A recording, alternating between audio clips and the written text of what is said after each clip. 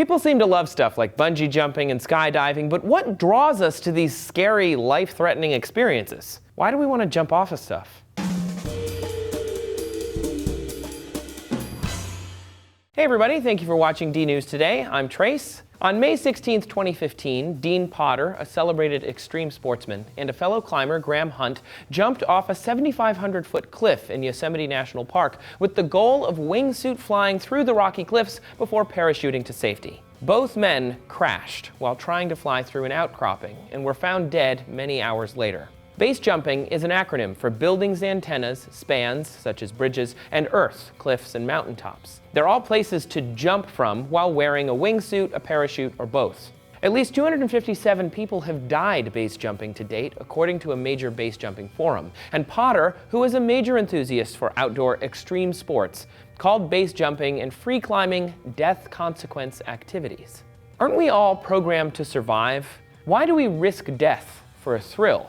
More than 800 people have died climbing the mountains of Nepal, which includes Everest, 442 from skydiving from 1998 to 2014, and even scuba diving sees about 80 deaths annually. Skateboarding had 30 deaths in 2012 alone. Psychologists believe we perform risky behaviors because of our fear response, and medical researchers believe it has to do with the brain's reward systems. In a small study from the Queensland University of Technology in Australia, researchers explored the psychological result of fear responses in extreme sports participants. Fear is an important inborn response to perceived danger. Your body's top priority is to preserve itself. It's a way to motivate it to do so. But for some people, like extreme sports enthusiasts, overcoming fear is a meaningful and constructive event in their lives. They, of course, still experience fear, but it's not seen as a negative, but rather a positive experience. Potter wrote specifically and poetically about his experiences with fear and how overcoming that fear was transformative for him.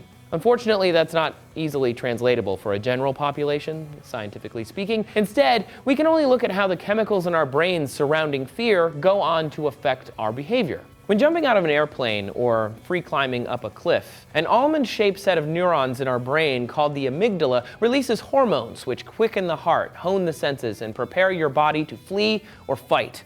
It's a fear response. During this fear response, our brain's reward center releases huge amounts of dopamine. Studies have shown dopamine, a powerful reward chemical for our bodies, is also connected to the recollection of terror. It's released when we eat, exercise, or talk to our friends and family. It's reinforcing those healthy behaviors by making us feel good about doing those things. But it also helps us remember things we're afraid of.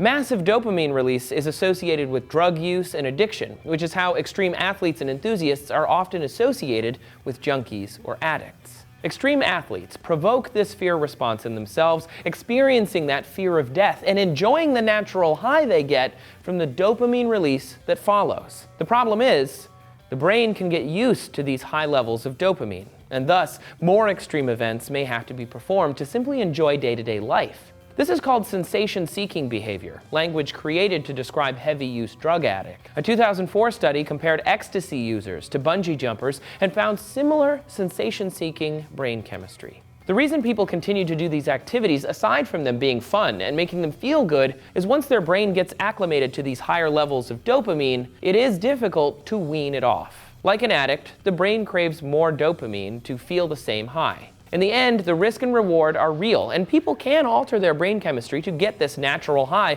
from things like base jumping. But I'm not trying to condemn people who seek out these sensations. Sure, Dean Potter participated in dangerous behaviors, but he also knew the risks and inspired people all over the globe to explore their planet firsthand, to get off their couches and into their national parks and into their world. He wanted people to try their hand at things that they may not have otherwise. Extreme sports can also extend to long-distance races like marathons or ultra-marathons. But this man is 104, and he still runs races.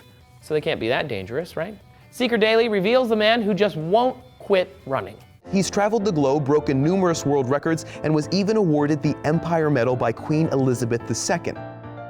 But what's even more remarkable about Foja is that he didn't start to run until he was 89 years old. Thanks for watching DNews, everyone. Get out there and do something today, even if it's just tweeting at DNews and telling us what you thought of this video.